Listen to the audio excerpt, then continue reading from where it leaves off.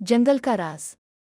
गांव नूरपुर में एक पुरानी और वीरान जमीन थी जिसे लोग सायों वाला जंगल कहते थे। ये जमीन नवाब सरदार हफीज की मलकियत थी, मगर सालों से कोई उसके करीब जाने की हिम्मत नहीं करता था। लोग कहते थे कि वहां अजीब आवाजें आती हैं और जो जाता है वापस नहीं आता। एक रात तेज बारिश हो रही थी। गांव का एक बहादुर नौजवान दानिश इस रास्ते से गुजर रहा था। अल्लाह, इतनी रात में इस तरफ आना ठीक नहीं था, इसने खुद से कहा। अचानक झाड़ियों से सरसराहट की आवाज आई। दानिश चौंका मगर भागा नहीं। ये सब वहम है, मैं डरने वालों में से नहीं हूं।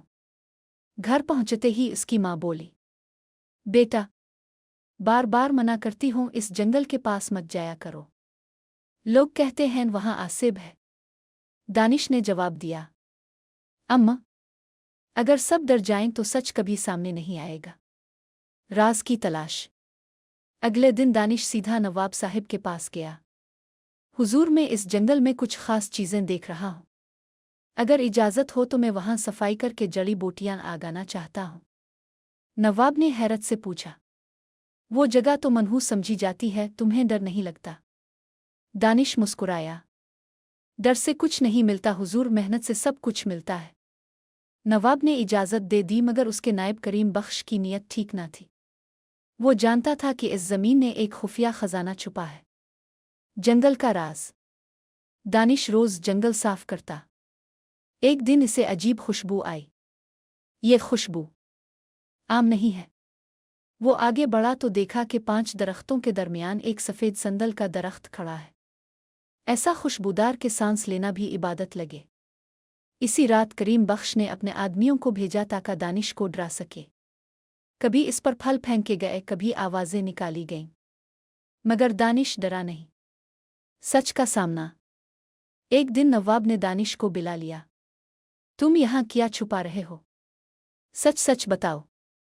दानिश ने कहा, हुजूर, इस जमीन में खजाना जरूर है, मगर वो सोने का नहीं।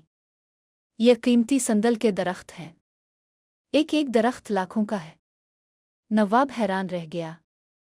इसी वक्त दानिश ने संदल की एक टहनी दिखाई। खुशबू पूरे कमरे में फैल गई। करीम बख्श घबरा गया। नवाब समझ गया कि सारी साजिश इसी की थी। तुमने मेरे साथ धोखा किया। नवाब ने हुक्म दिया कि करीम बख्श को कैद कर दिया जाए। नया आगाज। नवाब ने कहा, दानिश, आज से इस जमीन की जिम्मेदारी तुम्हारी है। यह तुम्हारी ईमानदारी का इनाम है। दानिश ने सर झुकाकर कहा, यह सब अल्लाह की मेहरबानी है हुजूर। इसके बाद वो जंगल खुशहाली की अलामत बन गया। लोगों को रोजगार मिला, गांव आबाद हो गया। सबक।